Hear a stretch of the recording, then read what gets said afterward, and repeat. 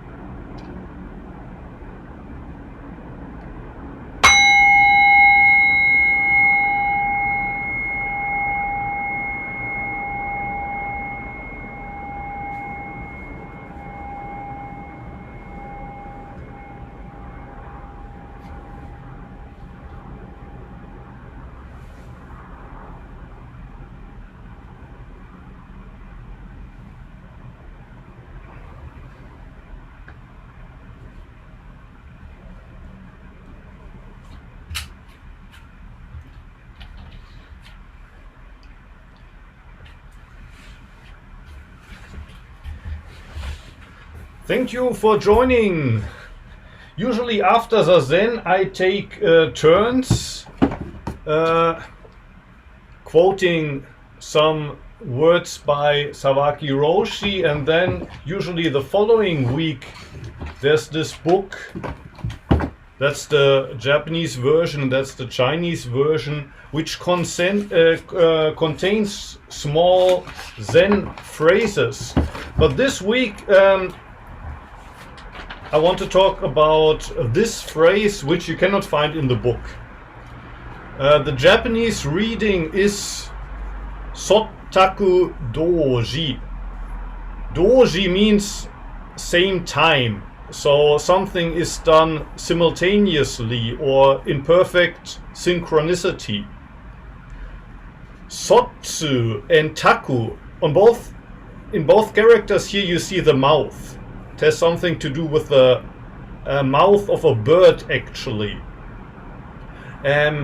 Sotsu means when, I think in English you say hatching, when a baby chicken is trying to break through the shell. It's picking against the shell from the inside. That's Sotsu. And Taku is the picking of the mother bird from the outside.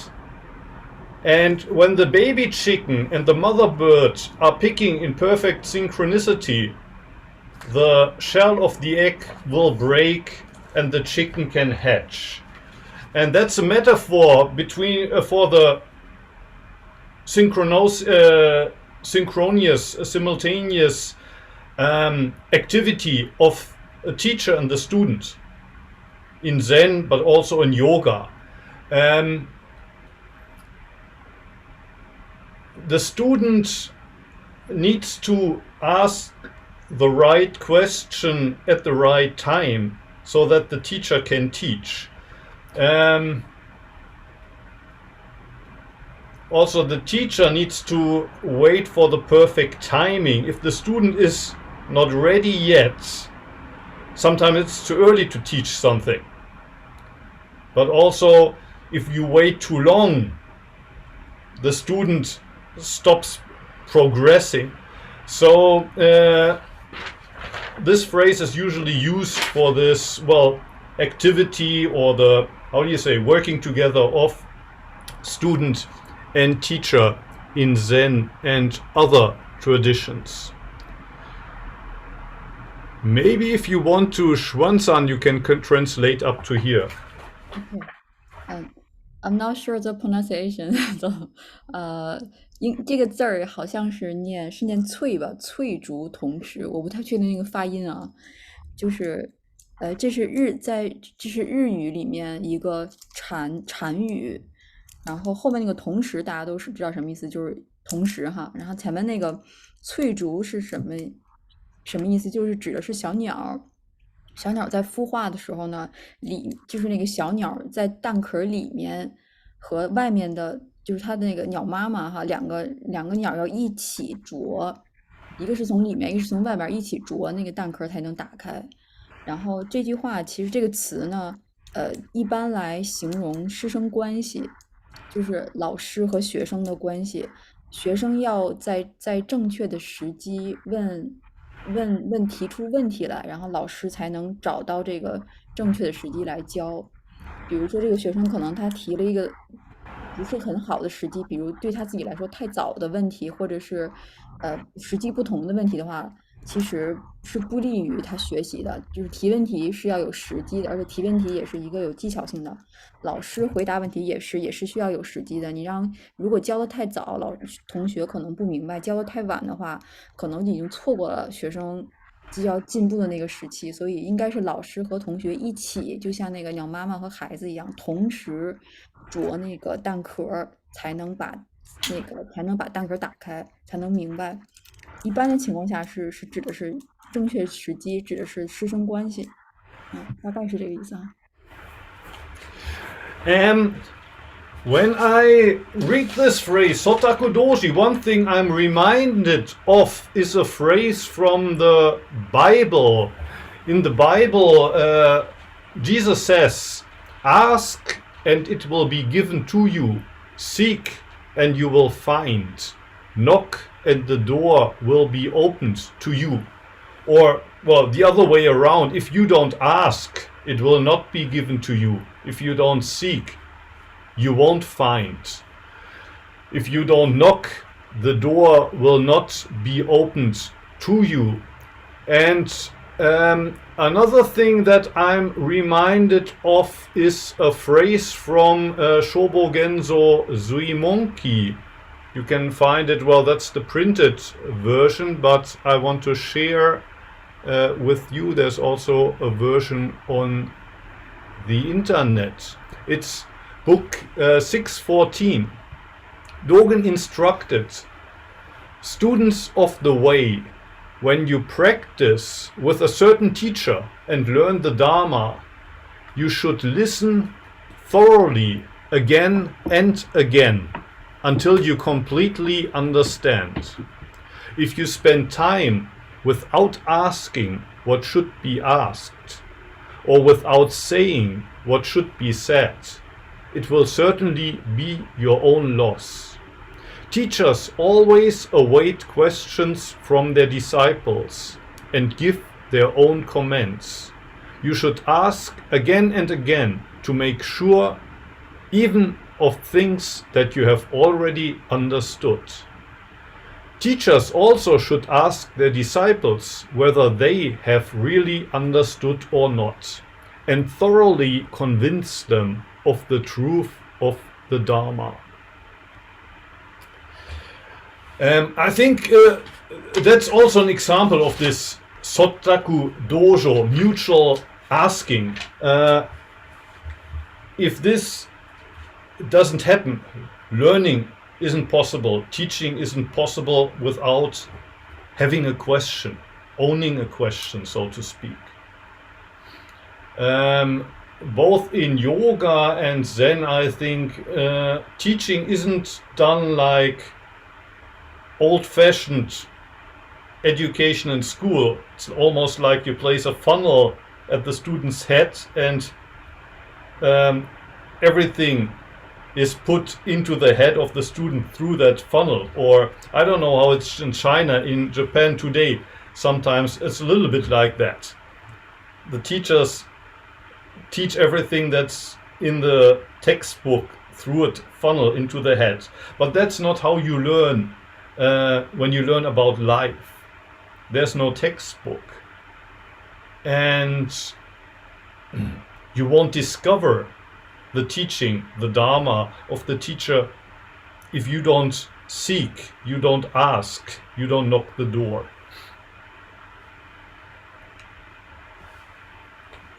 然后老师刚才又分享了，他想到了圣经里面其实提到了类似的内容，就是如果你不问的话是不可能得到的，如果你不问的话是不可能给的，你不寻的话是不可能看到得到的，你不敲门，门是不会开的。就圣经里面有这样的话，然后就是什么意思？就是说那个你要主动的去问，才能想要得，才能想要，才能得到你想要的。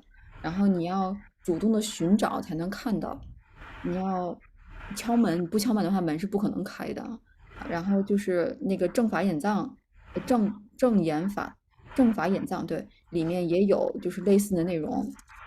简单的，我正好有这个书，简单的翻译一下，就是这些就是在修行路上的这些学生，当你在练习的时候呢，你跟正确的老师，或者你跟你觉得合适的老师学习，然后了解什么是你和正确和觉得合适的老师学习，然后你应该反复不断的听老师的讲解，或者是反复不断的听，直到你完全的明白。如果你没有花时间问，或者没有花时间，或者是你应该问，但是你没有问，其实这都是你无意当中失去的，就是你会流失很多有价值的东西。老师总是在等待一些从他的就是这些跟随的学生当中提问题，或者是给他们一些评价，你应该不断的问，直到然后应该不断的问，确保你这些东西完完全全的明白。老师也应该，老师也应该问这些他的一些追随者啊，当他们是不是真的明白了，是不是真的通过修行，通过练习得到了他们想要追求的，哎，就是那个能够让他们真的能学到东西，就大概是这个意思啊。你看，所以就是，嗯。所以你看，就是在日本是这样的，就是老师呢是通过书，把书放在头上，通过书来教学生。其实这不是我们修行或者是学习生活的一个方法，从书中是不可能学到如何生活的，也不可能理解什么是禅修，什么是修行。你一定要不断的寻找，不断的问，才能学到什么是真正的。就是你想学的东西，不是通过书和本儿，也不是通过真的把这本书都完全放在头脑里，应该是从敲门、从询问开始。大概是啊。Another thing that I would like to say finally, when you study with a teacher for a long time, you will witness that the style of teaching will change and that the quality of the relationship will change over the years. In Japanese, there's a phrase called robashin, which means the mind of a grandmother. In the beginning of a relationship, often the teacher, out of this grandmotherly kindness, will teach a lot of things to the student, even when the student doesn't ask. And the student is very happy about the attention that he gets from the teacher. But then over the years, for some reason, the teacher teaches less and less. So when the student comes with a question, maybe the teacher eventually will say, "That's a good question. That's a good question, but it's your question. You have to answer that question." And at first, the student might be a little bit disappointed because up to that point, the teacher would always explain. And now the teacher only says, "Good question, but it's your question." But actually, that's the point where the teacher starts to trust the student. Until then, the teacher probably knew my student doesn't really have the strength to work with their own question yet, so I have to help them. But when the teacher starts to trust the strength of the student, they will stop this grandmotherly explaining. They stop carrying around the student like a baby, but they say, "Well, now it's time for you to work with that question." And maybe sometime later they might even say, "Well, stop asking questions. Now it's time for you to teach your juniors. Come and help me teach the others. Stop coming to me with all your questions. I have enough of your questions. We have more important things to do." And that is another step for the student, when the student at one point also has to take the role of the teacher for his juniors. So over the years, when you grow into the practice, the relationship with the teacher will change. But what is important is to start out asking questions. But maybe in the beginning, you ask the question to the teacher, and the teacher will answer. But then you will have to learn that actually you're the one who needs to give the answer. And eventually you might become a teacher for others. And when you become a teacher for others, you have to be very intelligent and careful when you see, well, how far is that student? Do I still have to apply grandmotherly kindness, or can I already trust their strength to work with their own question? Okay, so much from my side for today. Maybe Xuan-san can explain, and after that, if you have questions, please feel welcome to ask. 然后这一段老师讲的到了，就是也是师生的关系，就是随着你跟这个老师学的时间越长，你跟老师的关系也会发生一些变化。在日本里面，就日本有一种好像叫婆婆心哈，就是当你跟这个老师学的时间久了之后，一开始的时候可能你问一个问题，老师不断的给你解答，然后你可能老师会教你很多问题，你可能问很多问题，老师不断的帮你解答，但是时间就好像那个照顾自己的孩子一样哈，我们叫婆婆照顾孙子，就是奶奶照顾孙子一样哈。就是这种你一直在照顾他，好像老师跟同学是这种关系，但时间久了之后呢，你可能同学问老师一个问题，老师可能只会说哦，你这是一个好的问题，但是不会像以前那样详细的回答了，或者说哦，这确实是个好的问题，你应该找到答案，就好像你跟老师的关系会慢慢的发生改变，可能老师解释的也没有像一开始的那么详细了。这个就是你师生关系当中不是一成不变的，一开始是一个关系，但是随着你们在一起学习时间长之后，就是会改变的。然后这个时候其实就是一个是老师对学生能力的信任，就是他觉得你自己有这个能力去解答，不用再让我好像照顾小孩自己的孩子一样，所有的问题都要解答你。还有就是一个关系，就是可能你现在已经跟着我学了这么长时间，你可能有这个能力去教比你更年轻的一些，比你更后辈，就是我们说的就是前辈教后辈。你现在是老的学生了，你可能会带一些新的学生，就是这种关系也会发生改变。但是不管如何，你跟老师之间的关系其实是从你要提问题，然后老师回答，一直到你提问题，而且要自己回答，就是它会变成这样一个过程。你最后应该是能明白，其实这些问题是你自己要回答的，从你问老师一直到你要问自己，就是老师刚才说大概是这个意思。Thank you. If you have questions, please. It's time to pick.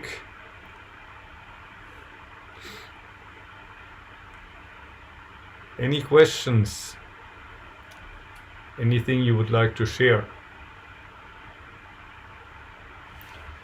Andrea wrote in the chat function that in her opinion it's about, giving and taking is one. You give openness, trust, a question, something you have thoroughly thought about, and you get back honesty and trust. So, yeah, actually, sometimes this relationship of teacher and student, it's like looking into a mirror. It's basically, maybe in the beginning of the relationship, the teacher is like a parent for you, and you expect all those things that you don't have in the teacher. But over time you learn it's more like a reflection. And just as Andrea writes, actually you get what you give from the teacher. You get what you give.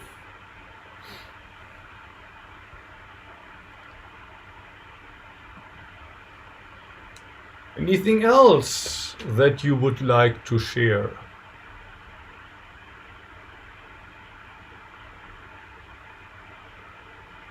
No questions? Yes, Diane, please. As our teacher, have you, and all of your travels, have you experienced this yourself often? Do I have experienced what myself? Have you experienced the questions that you have just explained to us, that the teacher sometimes stops answering the questions? Is Yes. that your personal experience? Yes, yes. And also this disappointment that I was talking about, that's disappointment that I experienced. and maybe I'm the only one, but I have the feeling that probably I'm not the only one, that everybody goes through these stages. It's almost like a little bit like growing up. Until you're 3 years old, everything is taken care of by the parent, but then you have to learn how to tie your own shoes, and you have to learn how to use the toilet. And then when you're 13, 14, 15, you already sense, oh, in a couple of years I need to leave the house. Now it's time to think with my own head, get ready to become independent. And then eventually when you're 20, 25, you have to be independent. And it's a little bit like that in the teacher-student relationship. And sometimes it can be disappointing or painful when you have to learn to walk on your own feet, and when the parent or the teacher in this case doesn't answer the question with the same grandmotherly kindness as they used to. And you need to learn, well, it's my question, I need to work with that question. Yeah, I experienced that myself, and sometimes it was not easy. I know it's nothing in comparison to this type of a lecture, but I've worked with very young children, early childhood, for many, many years. And I guess I could say just from that there are many times that you want to teach, but the children don't want you because they think they already know it all. And so I think that also as you're growing, teenagers and older. But as an adult, I think a lot of times the questions for me personally don't come because either I feel like I don't have enough knowledge to ask the proper question, or I don't understand. And so as a teacher, you have to be keen to be aware of that the questions aren't coming because the student knows it. A lot of times the questions aren't coming because the student doesn't comprehend it. Yes, yes. And there's always the question, well, should I teach it anyway? Or should I teach them the questions that they are supposed to ask? And you can do that, but actually you don't really help the growth. Often the hardest thing for the teacher is to just wait. It's too early, I need to wait. You want to give them a hint, but that's like applying a hairdryer to a young plant in order to make it grow faster, but you might kill the plant. Just like the mother bird will wait for another couple of days or so when it's still too early for the baby chicken to hatch. That can be the hardest, I think, for a teacher, to just, well, wait. I need to wait.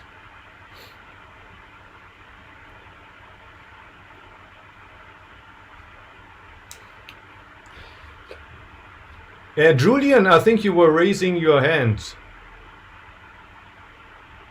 No? Yeah, no, Diane actually asked my question, but I was just going to say, from therapist point of view, that waiting sometimes, Yes. a client, you can see where you want to go, but it's definitely too early. And if you wait too late, you miss the moment. Yes, as well. exactly. And it's also very disappointing when I say to a client, I don't know, what do you think? And you see the disappointment. So it's very, very similar trying to judge that. Yes. It's like a fruitful moment, right? So yes. Yes. Anyway, Diane asked my question. Thank you for answering. Any other questions?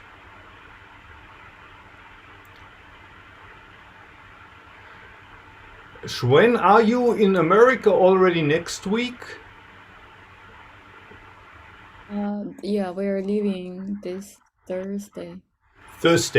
So what do we do about next Monday? Do we decide already? Oh, I think we can continue the class. Okay, good. So Xuan-san will be in America for some time, but next Monday is the 2nd, I think, October 2nd. If you have time, next time we will talk about Sawaki Roshi again. And in 2 weeks, some Chinese phrase that I still have to decide for. Thank you for joining. And if you have more questions next time, well, with the question asking, it's a difficult thing. It's not about that you need to now think, oh, I need to ask a clever question to impress the teacher and to impress the others. It's not about that. It's not about that. You don't have to think about clever questions. But if you have a question, don't hesitate to ask it. They are not good questions or stupid questions. If it's a question that's important to you, it's a good question. So if you have one, don't hesitate. And if you don't have one, let's wait for another week or two. Okay, thank you for joining this time, and hopefully see you again next week or week after that. Have a nice week.